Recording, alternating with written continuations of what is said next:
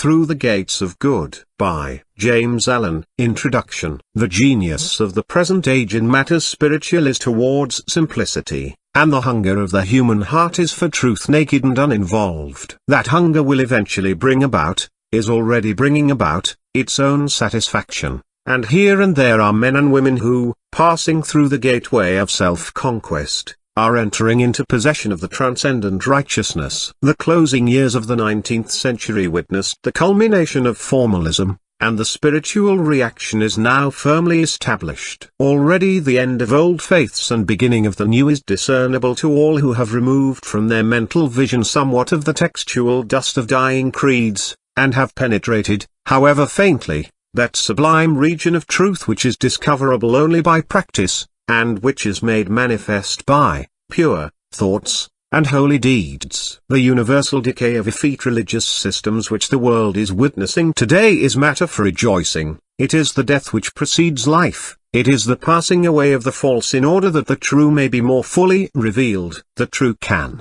at worst, but remain hidden. It endures. It remains forever. Its invincibility cannot be qualified. And he who has but one momentary glimpse of the true can never again be anxious for its safety. That about which men are anxious is the false, which they mistake for the true, and this, in spite of all their anxiety, must fade away at last. In the lives of all the great teachers we see a manifestation of that universal truth, the majesty and splendor of which is as yet but dimly comprehended by mankind, but which must, during the gradual transformation and transmutation which the accumulating ages shall effect, at last become the possession of all. That truth, as manifested by the teachers, was written by them, as it only can be written, in thoughts and deeds of the loftiest moral excellence which have been permanently impressed upon the mind of mankind by their embodiment in perceptual form. It is to the sweet lives and inspiring words of these mighty teachers that the eyes of a hungering and thirsty world are again being turned, and the light of life is being lighted up,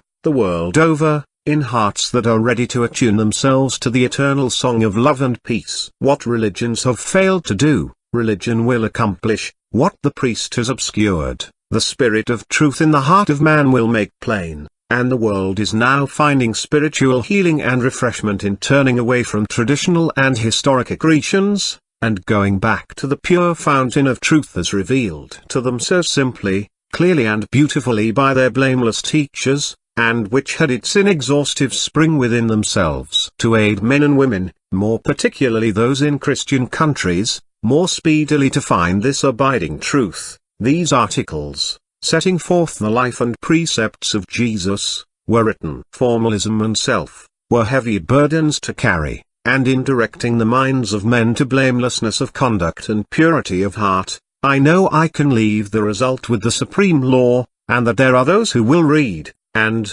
having read, will pass from the burdensome complexities of ignorance and formalism, to the joyful simplicity of enlightenment and truth. James Allen. The gate and the way, strait is the gate, and narrow is the way, which leadeth unto life, and few there be that find it. Jesus a good man, out of the good treasure of the heart, bringeth forth good things. Jesus the supreme aim of all religions is to teach men how to live, and the learning and the living are religion itself. The purification of the human heart, the building up of a blameless life, and the perfecting of the soul, these are the great underlying and enduring factors in all religions and creeds the world over. That which is vital in every religion is the striving after, and the practice of, goodness. All things else are accretions, superfluities, illusions. Goodness, and by goodness I mean sinlessness, is the beautiful and imperishable form of religion, but creeds and religions are the perishable garments,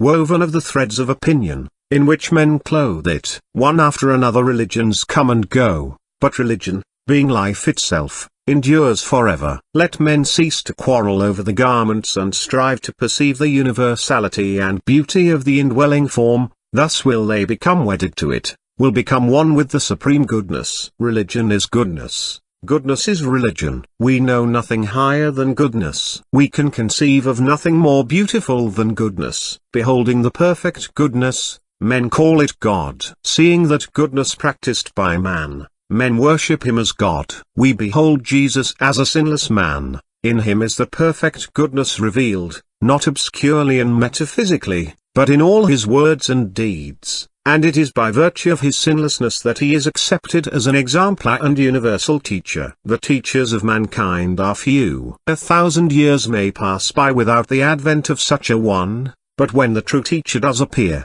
the distinguishing feature by which he is known is his life. His conduct is different from that of other men, and his teaching is never derived from any man or book, but from his own life. The teacher first lives, and then teaches others how they may likewise live. The proof and witness of his teaching is in himself, his life. Out of millions of preachers, one only is ultimately accepted by mankind as the true teacher, and the one who is thus accepted and exalted is he who lives. All the others are mere disquisitionaries and commentators, and as such they rapidly pass out of humankind. Jesus, the teacher, lived, in all its perfection, and in the face of the most adverse conditions, the divine life of love. He pursued the true life of goodwill, as distinguished from the false life of self-seeking, which the majority elect to follow. In him there was no element of selfishness, all his thoughts, words and acts being prompted by the spirit of love. To this spirit of love he so entirely subjected his personality that he became one with it. So much so that he literally became divine love personified. His complete victory over the personality was accomplished by obedience to the divine law of love within himself, by virtue of which he became divine, and his whole teaching is to the effect that all who practice the same obedience will realize the same divine life, will become consciously divine. The unalterable meekness, undying compassion, sweet forgiveness, and unending love and patience of Jesus are the themes of 1,000 hymns, the subject of millions of heartfelt prayers, and this is so because those qualities are recognized everywhere and by all men as being distinctively divine. To make the practice of these qualities the chief object of life constitutes religion. To deny them, and to continue to live in their selfish opposites, pride, condemnation, harshness, hatred, and anger, constitutes irreligion. Men everywhere, in their inmost hearts though they may deny it argumentatively, know that goodness is divine, and Jesus is worshipped as God, not for any claim he made, nor because of any miraculous circumstance connected with his life, but because he never departed from the perfect goodness, the faultless love. God is love. Love is God. Man knows no God except love manifesting in the human heart and life in the form of stainless thoughts, blameless words, and deeds of gentle pity and forgiveness, and he can only know this God in the measure that he has realized love in his own heart by self-subjugation. The God which forms the subject of theological argument, and whose existence or non-existence men are so eager to prove, is the God of hypothesis and speculation. He who, by overcoming self, has found, dwelling within him, the supreme love, knows what that love is far beyond the reach of all selfish argument, and can only be lived, and he lives, leaving vain arguments to those who will not come up higher. Having by obedience, entered into full possession of the divine life, Jesus gave to the world certain spiritual rules, by the observance of which all men could become sons of God, could live the perfect life. These rules or precepts are so simple, direct, and unmistakable that it is impossible to misunderstand them. So plain and unequivocal are they that even an unlettered child could grasp their meaning without difficulty. All of them are directly related to human conduct and can be applied only by the individual in his own life. To carry out the spirit of these rules in one's daily conduct constitutes the whole duty of life, and lifts the individual into the full consciousness of his divine origin and nature,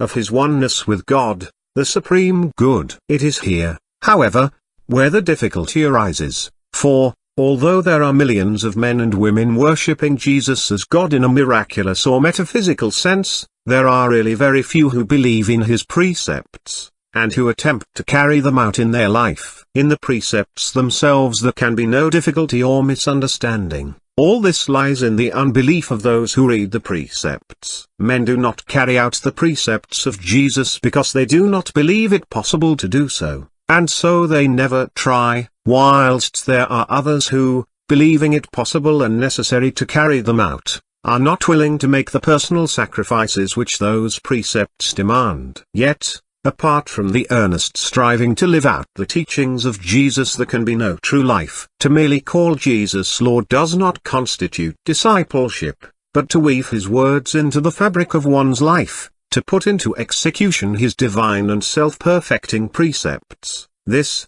and this only, constitutes discipleship. Let it be understood thus early that with the almost innumerable creeds which have been built upon the Hebrew Scriptures, I have absolutely nothing to do. I have to do entirely with the life and teaching of Jesus, and with the vital realities in the human heart to which that teaching is directed. I have to do with goodness, not with speculation, with love, not with theological theories, with self-perfection, not with fleeting opinions. Jesus was a supremely good man, this all men know, and to know this is all-embracing and all-sufficient. He has left precepts which, if a man will guide his conduct by them, will lead him unerringly to the supreme goodness. To know this is gladdening and glorious. A good man is the flower of humanity, and to daily grow purer, nobler, more godlike, by overcoming some selfish tendency, is to be continually drawing nearer to the divine heart. He that would be my disciple, let him deny himself daily, is a statement which none can misunderstand or misapply, howsoever he may ignore it. Nowhere in the universe is there any substitute for goodness, and until a man has this, he has nothing worthy or enduring. To the possession of goodness there is only one way, and that is, to give up all and everything that is opposed to goodness. Every selfish desire must be eradicated, every impure thought must be yielded up, every clinging to opinion must be sacrificed, and it is in the doing of this that constitutes the following of Christ. That which is above all creeds, beliefs and opinions is a loving and self-sacrificing heart. The life of Jesus is a demonstration of this truth, and all his teaching is designed to bring about this holy and supreme consummation. To dwell in love always and towards all is to live the true life, is to have life itself. Jesus so lived, and all men may so live if they will humbly and faithfully carry out his precepts. So long as they refuse to do this,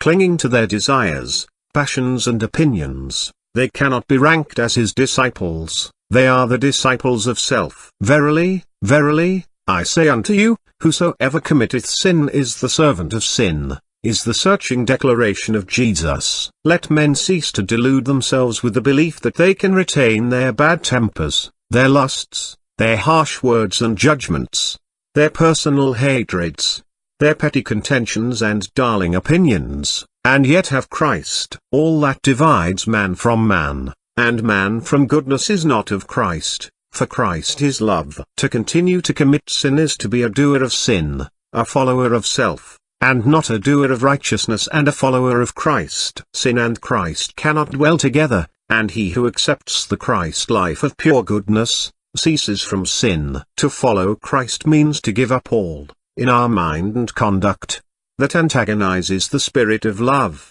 and this, we shall find as we proceed, necessitates complete self-surrender, refusing to harbor any thought that is not pure, compassionate and gentle. The Christ spirit of love puts an end, not only to all sin, but to all division and contention. If I contend for an opinion, say, about the divinity of Jesus Christ, against the opinion of another as to his non-divinity, I at once create division and strife, and depart from the Christ, the spirit of love. When Christ is disputed about, Christ is lost. It is no less selfish and sinful to cling to opinion than to cling to impure desire. Knowing this, the good man gives up himself unreservedly to the spirit of love, and dwells in love towards all, contending with none, condemning none, hating none, but loving all, seeing behind their opinions, their creeds and their sins, into their striving, suffering and sorrowing hearts. He that loveth his life shall lose it. Eternal life belongs to him who will obediently relinquish his petty, narrowing, sin-loving, strife-producing personal self, for only by so doing can he enter into the large, beautiful, free and glorious life of abounding love. Herein is the path of life, for the strait gate is the gate of goodness, and the narrow way is the way of renunciation. or self-sacrifice. So strait is the gate that no sin can pass through, and so narrow is the way that he who essays to walk it can take with him no selfish thought as his companion. The Law and the Prophets. Therefore all things whatsoever ye would that men should do to you, do ye even so to them, for this is the Law and the Prophets. Jesus, if thou wilt enter info life, keep the commandments. Jesus, the commandments and precepts of Jesus were given to men to be kept. This is so simple and self-evident a truth that there ought to be no necessity to state it. Yet, after the precepts of Jesus have been before the world for nearly 1900 years, this necessity not only exists, but is very great. So widespread is the belief that the tasks embodied in the precepts are not only utterly impracticable, but altogether impossible of human accomplishment. This disbelief in the possibility of carrying out the divine commands is the primary delusion, due to ignorance, in which men are caught, and it is impossible for any man to comprehend spiritual things until he destroys it. The words of Jesus are the direct outcome of an intimate knowledge of divine law, and his every utterance is in harmonious relationship with the eternal substance. This a man finds as he molds the spiritual life contained in those words into his own life, that is, as he succeeds in living the precepts. Let us now examine these precepts, and see how they are to be carried out, and what they imply and involve. Most of them are embodied in the Sermon on the Mount, and all of them are directly related to individual conduct, so that there are only two possible ways of dealing with them, namely, to practice them or to ignore them. It is not necessary for me to refer to them all separately, as, not only have my readers the Bible at their command, but each precept is based upon the same divine principle, and to learn the spirit of one is to know the spirit of them all. Indeed, seeing that not only all the precepts, but that the whole duty of life in its human and divine relationship has been embodied in the 17 words, all things whatsoever ye would that men should do unto you, do ye even so unto them, it is only necessary to refer to the other precepts in order to elucidate the carrying out of this one, for in learning this one precept, the whole range of spiritual life and knowledge is involved. This is the Law and the Prophets. The precept is extremely simple. This is why men have failed to understand it and to put it into effect. Its application, however, to the soul of the individual leaves no room for selfishness and self-compromise, and so comprehensive is it that to carry it out in its entirety means the attainment of Christ-like perfection of character. But before a man can put it into practice, he must strive to understand it, and even this initial step necessitates a self-surrender which few are willing to make. A man can learn nothing unless he regards himself as a learner. Before a man can learn anything of the divine spirit within, he must come to the feet of Christ divested of all of his desires, his opinions and views, yea, even of his cherished ideal, regarding himself as a little child, knowing nothing, blind and ignorant, seeking knowledge. Before this attitude of humility is adopted, the attainment of divine life and knowledge is impossible, but he who will adopt it will rapidly enter into the highest revelations, and the carrying out of the precept will soon become easy and natural to him. Having clothed himself with humility, the first questions a man asks himself are, how am I acting towards others? What am I doing to others? How am I thinking of others? Are my thoughts of and acts toward others prompted by unselfish love,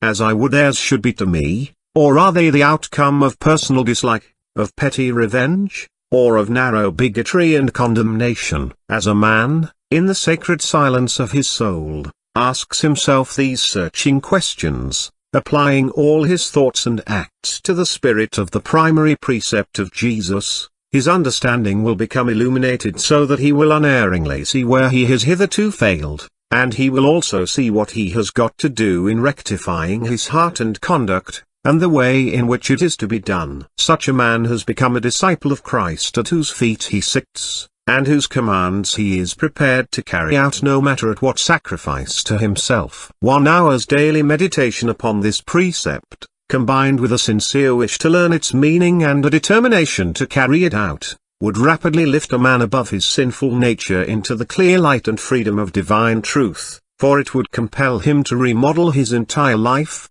and to turn right round in his attitude towards others. Let a man, before acting, ask himself the question, should I like others to do this to me? And he will soon find his way out of his spiritual darkness, for he will then begin to live for others instead of for himself, will adjust his thoughts and conduct to the principle of divine love, instead of blindly following his selfish inclinations. However others act towards him, he will begin to act towards all in a calm, quiet, forgiving spirit. If others attack his attitude, his beliefs, his religion, he will not retaliate, and will cease from attacking others, realizing that it is his supreme duty to carry out his divine master's commands, and the carrying out of those commands will demand the readjustment, not only of his thoughts and acts, but of every detail of his life, even down to his eating and drinking and clothing. As he proceeds in this new life, the teachings of Jesus will become luminous with a new light, vital with a new life, and he will feel that every precept is for him, and that he must carry them out, ceasing to accuse others because they do not carry them out. As he reads the words "judge not," he will know that he must cease from all harsh and unkind judgment, that he must think kindly of all, just as much so of those who are unkind to him as of those who are kind to him, that if others judge and condemn him, he must not do so to them, and, putting aside all personal considerations, must deal with them in the spirit of equity, wisdom and love. It will thus be seen that even in carrying out the one simple precept, "Judge not," a man must necessarily rise above that which is merely personal and selfish, and will develop unusual spiritual strength. This course of conduct, diligently pursued, will lead to the observance of the precept, "Resist not evil," for if a man ceases to judge others as evil, he will cease to resist them as evil. Much has been written about non-resistance to evil, but he who would comprehend the spiritual significance of this, or indeed of any precept, must not rest content with mere dialectic definitions of it, but must assiduously practice it. He can only find its meaning by doing it. And in the doing of this precept, a man will destroy in himself the eye of evil, and in its place he will learn to look through the eye of good, the eye of truth, when he will see that evil is not worth resisting, and that the practice of the good is supremely excellent. Whilst a man is engaged in resisting evil, he is not only practicing the good, he is actually involved in the like passion and prejudice which he condemns in another, and as a direct result of his attitude of mind, he himself is resisted by others as evil. Resist a man, a party, a law, a religion, a government as evil, and you yourself will be resisted as evil. He who considers it as a great evil that he should be persecuted and condemned, let him cease to persecute and condemn. Let him turn away from all that he has hitherto regarded as evil, and begin to look for the good, taking passion, resentment and retaliation out of his heart, and he will very soon see that what he has all along been resisting as evil, has no existence as such, and that it was merely an exaggerated and illusionary reflection of the passion and folly which were in himself. So deep and far-reaching is this precept that the practice of it will take a man far up the heights of spiritual knowledge and attainment, and when, by following its demands, he has so far purified and overcome himself as to see good and not evil in all men and all things, he will then be prepared to carry out a still higher precept, though one contained in the primary precept, namely, love your enemies. Over none of the precepts do men stumble more than this one, and the cause for such stumbling is near at hand and very plain. It is to be expected that men who regard fighting, retaliation, and hatred towards their enemies as indications of nobility of character should look upon this precept as not only an impracticable, but a very foolish command. And from their standpoint of knowledge they are right. If man be regarded as a mere animal cut off from the divine, those fierce, destructive qualities which are esteemed noble in the beast, are noble in man. To such men, living in their animal qualities and instincts, meekness, forgiveness and self-denying love appear as cowardice, effeminacy and weak sentimentality. If, however, we recognize in man certain divine qualities, more active in some than others, but possessed in a measure by all, such as love, purity, compassion, reason, wisdom, etc., which lift him above the animal, then the precept, love your enemies, not only appears practicable, but is seen to represent the rightful and legitimate state of man. To the man, therefore, who says, this is an impossible precept, I would say, you are right, to you it is impossible, but it is only your unbelief in the efficacy of those qualities which constitute goodness, and your belief in the power of the animal forces, that make it so. Reverse your attitude of mind, and the impossibilities will fade away. No man can carry out and understand this precept who is not willing to renounce his animal nature. He who would find the Christ, the pure spirit of truth, must cease to warp and blind his spiritual vision by flattering his feelings and passions. The source of all enmity within himself must be destroyed. Hatred is none the less hatred when it is called dislike. Personal antipathies, however natural they may be to the animal man, can have no place in the divine life. Nor can a man see spiritual things or receive spiritual truths while his mind is involved in malice, dislike, animosity, revenge, or that blind egotism which thinks I, in my views, am right, and you are wrong. The keeping, then, of the commandment, love your enemies, necessitates the removal, from the heart, of all hatred and egotism, and as this is accomplished, the principle of divine love, which is unchangeably the same towards all, the just and the unjust, the sinful and the saintly, takes the place, in the consciousness, of those violent animal and personal loves which are continually changing, and coming and going, and which are inseparably linked with their opposite of violent hatred. It is impossible to love one's enemies whilst living in the animal personality, for that personality is of the very nature of blind love and hatred. It is only by deserting the personal elements, that the impersonal, divine love which does not alter with the changing attitudes of others, is found, and can become the dominating factor in one's conduct, and when that is done, the disciple realizes that his true nature is divine. The love, then, which enables a man to deal kindly with his enemies, and to do to others as he would like others to do to him, irrespective of their attitude of mind, is not an emotion, impulse or preference, but a state of divine knowledge arrived at by practice, and as this knowledge is perfected in the mind, the eternal principles of the divine law of which the prophets spoke, and on which they stood, are comprehended. He who will keep the precepts of Jesus, will conquer himself and will become divinely illuminated. He who will not keep them will remain in the darkness of his lower nature, shut out from all understanding of spiritual principles and of the divine law. Herein, also, resides the infallible test of discipleship, for it was none other than Jesus the Christ who said, He that loveth me not keepeth not my sayings, and he that hath my commandments, and keepeth them, he it is that loveth me. The yoke and the burden. Take my yoke upon you, and learn of me, for I am meek and lowly in heart,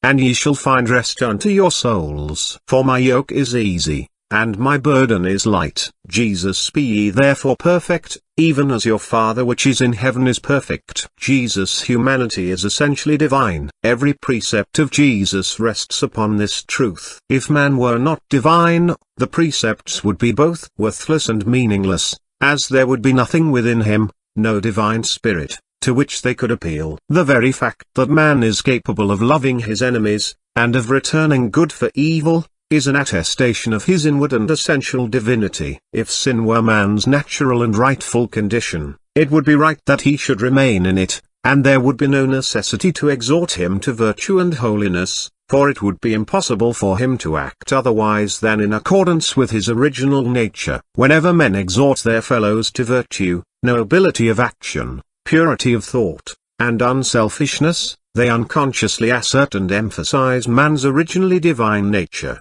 and proclaim, though perhaps they know it not, his superiority to sin, and his godlike power to overcome it. So long, however, has man dwelt in the habitations of sin, that he has at last come to regard himself as native to it, and as being cut off from the divine source, which he believes to be outside and away from him. He has thereby lost the consciousness and knowledge of his own divinity, of his essential oneness with God, the Spirit of good. Humanity at present is in the position of the prodigal son, wandering in the far country of sin, and attempting to live upon the swinish husks of base desires and false beliefs, and every divine precept and command is a call to man to return to his Father's house, his original innocence, and to recover and re-establish the knowledge of his substantial oneness with the divine.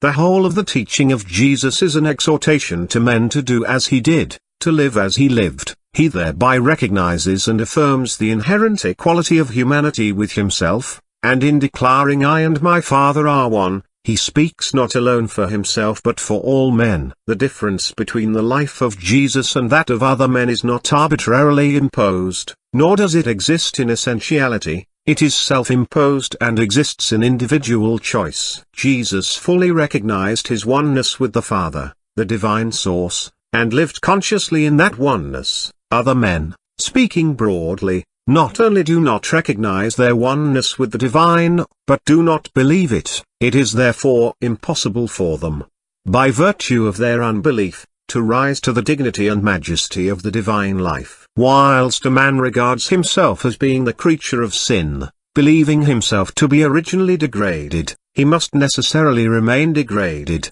and subject to sin. But let him realize that he is originally divine, that he is not, never was and never can be, cut off from the divine except in his own ignorance and willful choice, and he will at once rise above sin, and commence to manifest the divine life. Man is primarily a spiritual being, and as such, is of the nature and substance of the eternal spirit.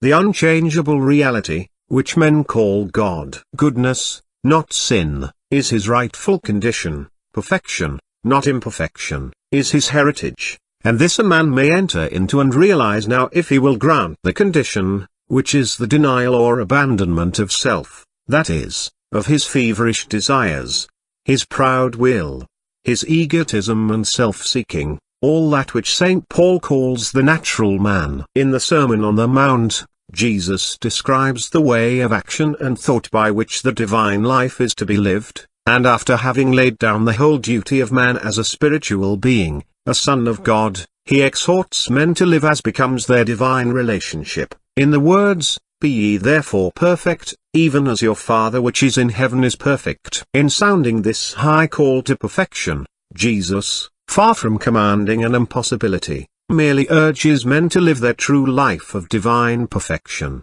and to give up their false life of self-seeking and sin. The yoke which Jesus calls upon men to take upon themselves is the yoke of obedience, obedience to the divine nature which is in every man, no longer obeying the lower desires and impulses, and the burden is the burden of a sinless life. Such a yoke is easy, because it entails no suffering, and such a burden is light, for it is relieved of the weight of sorrow, anxiety and fear. It is the life of self-seeking which is so uneasy, while the burden of sin, even of the mildest forms of sin, is heavy and wearisome. To know the truth of this, a man has only to look around upon the world, and then within his own soul. Jesus recognized the divine in all men, even those called evil, and he dwelt upon it and reiterated it. The idea of man being innately degraded, a lost creature, incapable of lifting himself to the heights of goodness and righteousness, nowhere enters into,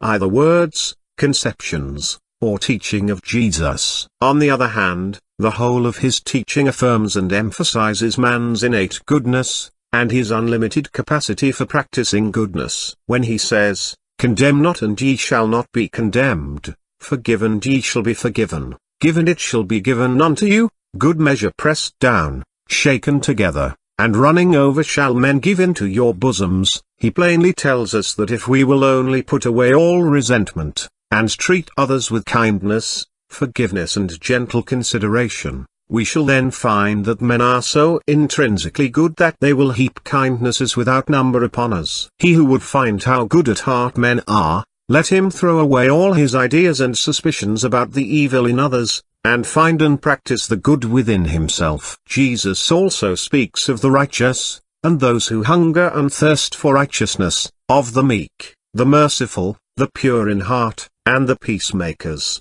and declares that all such are blessed. He draws our attention to the fact that those who regard themselves as evil, are so far from being evil that they know how to give good gifts to their children, and that even the publicans and sinners return love for love. His testimony to the guileless innocence of little children seems to have been much overlooked and ignored by those who call themselves his followers, and in all his references to and treatment of the fallen, he looks behind and away from the surface defilement, which other men regard as the real man, and dwell upon and exaggerate its enormity, and sees and brings forth the divine beauty and goodness hidden away under the accumulation of sin. He speaks of sinners as captives and blind, and that it was his mission to preach deliverance and restore sight, clearly indicating that sin is foreign to man, and that sinlessness is his true state. And he even declares that men shall do greater works than he did. Nowhere in the whole range of history or inspiration is there to be found such testimony to the lofty nobility and essential purity and goodness,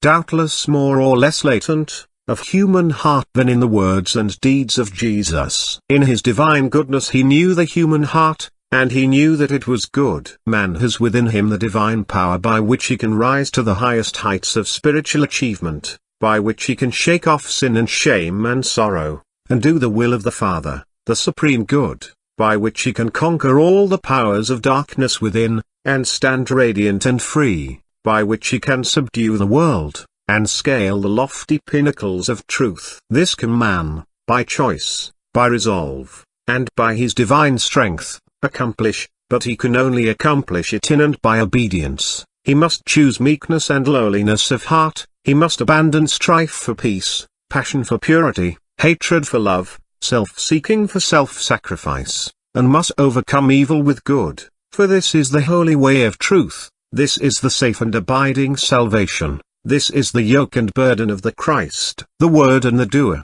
Whosoever heareth these sayings of mine, and doeth them, I will liken him unto a wise man which built his house upon a rock, and the rain descended, and the floods came, and the wind blew and beat upon that house, and it fell not, for it was founded upon a rock. Jesus: if ye continue in my word, then ye are my disciples indeed, and ye shall know the truth, and the truth shall make you free. Jesus: the gospel of Jesus is a gospel of living and doing. If it were not this, it would not voice the eternal truth. Its temple is purified conduct, the entrance door to which is self-surrender. It invites men to shake off sin, and promises, as a result, joy and blessedness and perfect peace. There is one characteristic in the teachings of all those great souls who have been worshipped by mankind as saviors, and that is that they bring to light and appeal directly to the simple facts and truths of the soul and of life. And in the teaching of Jesus this feature stands out preeminently. Strictly speaking, he put forward no theory, advanced no creed, laid no claim to any particular views, and propounded no speculative philosophy. He was content to state that which is. Men are so taken up with their pleasures, theories, theologies, and philosophies that they cannot comprehend the simple facts of life, and it is supremely the office of the true teacher to bring men back to the simple and beautiful realities of their own souls. The false teacher, he who can perceive the simple truths of duty and of conduct, and does not see himself and other men as they are, when asked to point out the way of truth, will declare that it lies entirely in the acceptance of his own particular theology, and will warn the questioner against all other systems of theology. Not so, however, the true teacher, he who knows the human heart, and who sees life as it is, and particularly not so, Jesus, who when questioned of the way of life, always told his questioner to go and do certain things. Never once did he refer a questioner to any views, theories, or deftly woven philosophies of his own, or indeed of other men. He referred them to duty and to purity of life and conduct, and the only things he warned them against were their own sins. And, truly, this is all that is needful. A man either abandons sin or clings to it. If the former, he does all and realizes the law of life. If the latter, he does nothing, and remains ignorant, blind, without understanding. Truth is contained in conduct, and not in any system of thought, and to live purely and blamelessly is infinitely superior to all wordy doctrines. Let a man carefully study every system of theology, and he will at last find that one selfless thought, one pure deed, puts them all to shame. Truth is divorced from the controversies of the creeds, but it shines with undimmed luster in the self-forgetting deed. How beautifully this is illustrated in the parables of Jesus, and how forcibly it is brought out in many of the incidents of his life, particularly in that one recorded in the 10th chapter of Luke, where the lawyer asks, "Master, what shall I do to inherit eternal life?"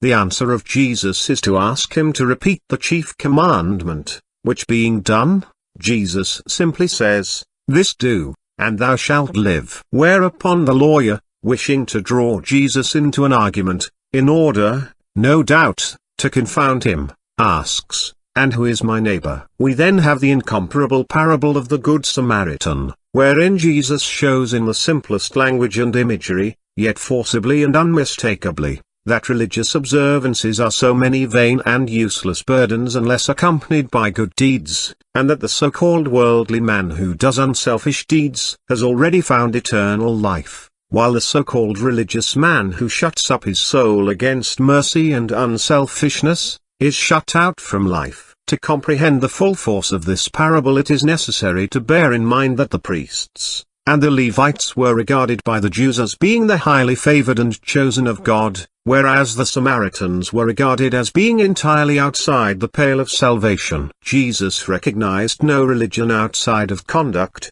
and truly there is none. Pure goodness is religion, and outside it there is no religion. There are innumerable doctrines, and there is much strife and heated controversy, but a man is only truly religious when he succeeds in rising above these and this, and reaches that loving place in his heart where all hateful distinctions are burnt away by the pure flames of compassion and love. And in this divine place Jesus stood, and he calls other men thither to receive rest and peace. That Jesus was meek, and lowly, and loving, and compassionate, and pure, is very beautiful, but it is not sufficient. It is necessary, reader, that you also should be meek, and lowly, and loving and compassionate and pure. That Jesus subordinated his own will to the will of the Father, it is inspiring to know, but it is not sufficient. It is necessary that you, too, should likewise subordinate your will to that of the overruling good. The grace and beauty and goodness that were in Jesus can be of no value to you,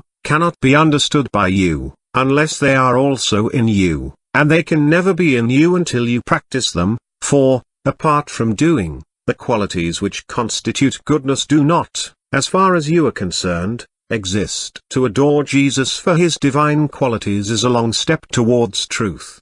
But to practice those qualities is truth itself, and he who truly adores the perfection of another will not rest content in his own imperfection, but will fashion his soul after the likeness of that other. To us and to all there is no sufficiency, no blessedness, no peace to be derived from the goodness of another. Not even the goodness of God, not until the goodness is done by us, not until it is by constant effort, incorporated into our being, can we know and possess its blessedness and peace. Therefore, thou who adorest Jesus for his divine qualities, practice those qualities thyself, and thou too shalt be divine. The teaching of Jesus brings men back to the simple truth that righteousness, or right doing, is entirely a matter of individual conduct, and not a mystical something apart from a man's thoughts and actions, and that each must be righteous for himself, each must be a doer of the word, and it is a man's own doing that brings him peace and gladness of heart,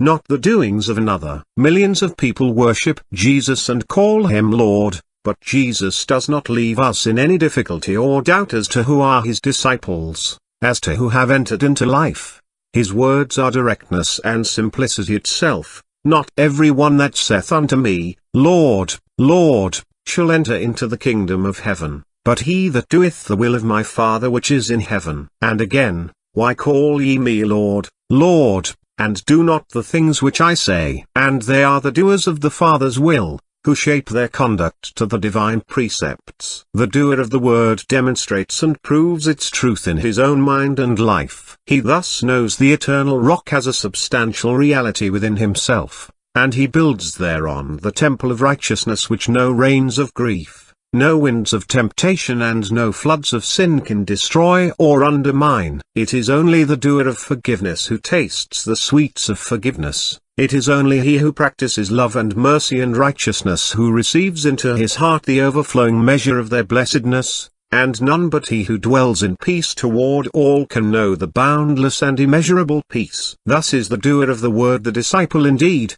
and continuing in that word, becoming one with it in heart and mind, he knows the truth which frees the soul from the bondage of sin. The vine and the branches. I am the vine, ye are the branches, he that abideth in me, and I in him, the same bringeth forth much fruit, for without me ye can do nothing. Jesus, come unto me all ye that labor and are heavy laden, and I will give you rest. Jesus the Christ is the Spirit of love, which is the abiding and indwelling reality in man. Yet though its perfected temple is the human form, and it can only visibly and consciously manifest itself in and through the human personality, it is impersonal in its nature, is a universal and eternal principle, and is at once the source and the substance of life. In this principle of love, all knowledge, intelligence, and wisdom are contained, and until a man realizes it as the one vital reality of his being, he does not fully comprehend the Christ. Such glorious realization is the crown of evolution,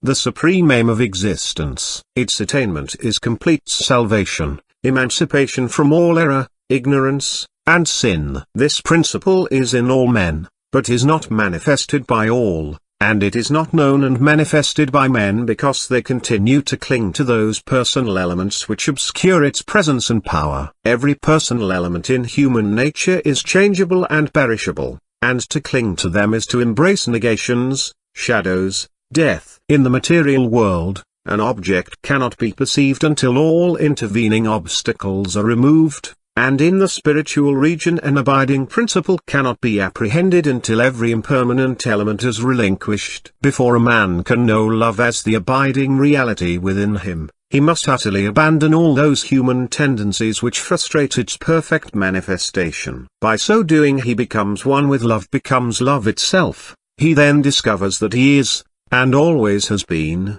divine, and one with God. Jesus, by his complete victory over the personality, realized and manifested his oneness with the Supreme Spirit, and, subordinating his entire nature and life to impersonal love, he became literally an embodiment of the Christ.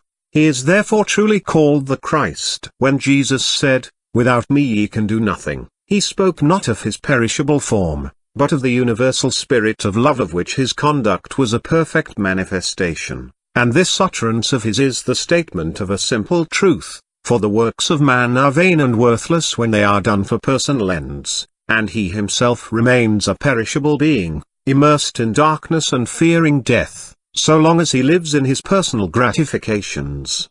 The animal in man can never respond to and know the divine, only the divine can respond to the divine. The spirit of hatred in man can never vibrate in unison with the spirit of love. Love only can comprehend love, and become linked with it. Man is divine, man is of the substance of love. This he may realize if he will relinquish the impure, personal elements which he has hitherto been blindly following, and will fly to the impersonal realities of the Christ Spirit. And these realities are purity, humility, compassion, wisdom, love. Every precept of Jesus demands the unconditional sacrifice of some selfish, personal element before it can be carried out. Man cannot know the real whilst he clings to the unreal. He cannot do the work of truth whilst he clings to error. Whilst a man cherishes lust, hatred, pride, vanity, self-indulgence, covetousness, he can do nothing. For the works of all these sinful elements are unreal and perishable. Only when he takes refuge in the spirit of love within, and becomes patient, gentle, pure, pitiful, and forgiving, does he work the works of righteousness, and bear the fruits of life. The vine is not a vine without its branches, and even then it is not complete until those branches bear fruit. Love is not complete until it is lived by man, until it is fully understood by him and manifested in his conduct. A man can only consciously ally himself to the vine of love by deserting all strife, and hatred, and condemnation, and impurity, and pride, and self-seeking, and by thinking only loving thoughts and doing loving deeds. By so doing, he awakens within him the divine nature which he has heretofore been crucifying and denying. Every time a man gives way to anger, impatience, greed, pride, vanity, or any form of personal selfishness, he denies the Christ, he shuts himself out from love. And thus only is Christ denied, and not by refusing to adopt a formulated creed. Christ is only known to him who by constant striving has converted himself from a sinful to a pure being, who by noble, moral effort has succeeded in relinquishing that perishable self which is the source of all suffering and sorrow and unrest, and has become rational, gentle, peaceful, loving, and pure. Man's only refuge from sin is sinless love, flying to and dwelling in which, and abandoning all else is evanescent, unreal, and worthless, daily practicing love towards all in heart and mind and deed, harboring no injurious or impure thoughts, he discovers the imperishable principles of his being, enters fully into the knowledge of his oneness with eternal life, and receives the never-ending rest. Salvation this day is salvation come to this house. Jesus to Zacchaeus, behold, the kingdom of God is within you. I have tried to show, in the 5 foregoing chapters, that the teaching of Jesus is based entirely on the perfection of conduct, and can be summed up in the one word goodness. Jesus manifested this goodness in his life, and his teaching is vitally powerful because it is rooted in his life. His conduct, his command, "Follow me," is literal and actual, not in the sense of a slavish imitation of the external details of his life, but in scaling, as he scaled, the heights of goodness and pity and love by the conquest of self. The glory of his teaching is embodied in his precepts, as the splendor of his life is wrapped up in them, and he who adopts those precepts as the guides of his life will so perfect his conduct by purifying the inward springs of thought and action as to become a spiritualized and sinless being, fulfilling the whole duty of life and the purpose of existence. Herein also is contained complete salvation, namely, freedom from sin. The word salvation is only mentioned by Jesus twice, and only one of these utterances, that to Zacchaeus, can be said to have any vital significance for us, yet in that one brief statement we are fully enlightened as to its meaning by virtue of its pointed application to the altered conduct of Zacchaeus. This man, we infer, had hitherto been hard, exacting, and grasping, but though he had not yet seen in person the new teacher, his message had reached his ears, and he had opened his heart to the good news that man can and should repent, and abandon selfish and sinful practices for good and sinless conduct. And this he had done, and, having proved its blessedness, no wonder that when Jesus came to his house he received him joyfully, and told him how he had abandoned wrongdoing for right doing, evil for good, the selfish for the unselfish life. Jesus did not inquire into the religious views of Zacchaeus, did not impose upon him any change of view or opinion, did not demand that he believe anything about Jesus as being the Messiah, the Son of God, etc. Zacchaeus had changed his conduct, had completely turned round in his attitude toward others, had abandoned greed for generosity, extortion for charity, honesty for dishonesty, selfishness for unselfishness, evil for good, and this was sufficient, as Jesus declared in the words, "This day is salvation come to this house." The only salvation recognized and taught by Jesus is salvation from sin, and the effects of sin, here and now, and this must be old selfishness, the old life of self, in any or every shape. Only by doing this, and turning to the new life of gentleness, and purity, and humility, and unselfish love, can a man be said to be saved from sin, and then he is saved indeed, for, no more practicing it, it can trouble him no more. Herein also is heaven, not a speculative heaven beyond the tomb, but a real, abiding, and ever-present heaven in the heart, a heaven from which all the hellish desires and moods and sufferings are banished, where love rules, and from which peace is never absent. Good news indeed is the message of Jesus which reveals to man his divine possibilities, which says in substance to sin-stricken humanity, "Take up thy bed and walk," which tells man that he need no longer remain the creature of darkness and ignorance and sin if he will but believe in goodness, and will watch and strive and conquer until he has actualized in his life the goodness that is sinless. And in thus believing and overcoming, man not only has the guide of that perfect rule which Jesus has embodied in his precepts, he has also the inward guide, the Spirit of truth in his own heart, the light which lighteth every man that cometh into the world, which, as he follows it, will infallibly witness to the divine origin of those precepts. He who will humbly pass through the gate of good, resolving that every element of his nature that is not pure and true and lovable shall be abandoned, that every violation of the divine precepts shall be abolished, to him, faithful, humble, true, will be revealed the sublime vision of the Perfect One, and, day by day purifying his heart and perfecting his conduct in accordance with his vision, he will sooner or later rise above all the subtleties of his lower nature, will wash away every ignominious stain from his soul, and realize the perfect goodness of the eternal Christ.